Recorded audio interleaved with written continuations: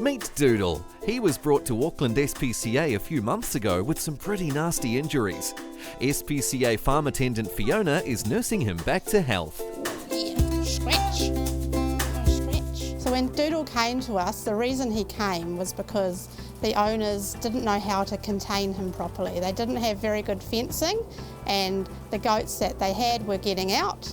So he asked his friend, how do I contain my goats? And his friend suggested tying string around their legs. That really isn't a good way to look after any animal.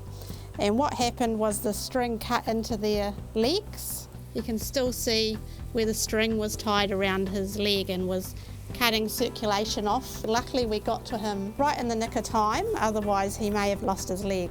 Yes, Doodle is a very lucky goat indeed. He's also rather cheeky. I was trying to help one of the goats the other day. I had a straw hat on my head and next minute the straw hat was gone and Doodle was running off with it across the paddock.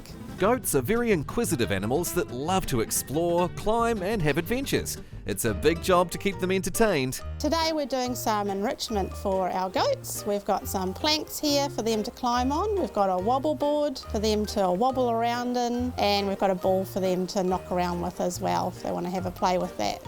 Goats make great pets, but finding a new home for Doodle won't be easy. It takes a lot to look after a goat. Goats need really good shelter. They don't have any protective coat to keep them dry or warm. Obviously they need a nice big paddock to run around in. You need to check their feet because their nails do grow all the time, just like our fingernails do. And their horns keep growing as well all of their life. They're made of the same stuff that our nails are made of, keratin, so they're just going to keep growing and growing and growing. So you just got to be careful of those as well. 2 weeks later and the sun has come out and Fiona has great news for Doodle. He can now go to a foster home until he's fully healed and ready for adoption.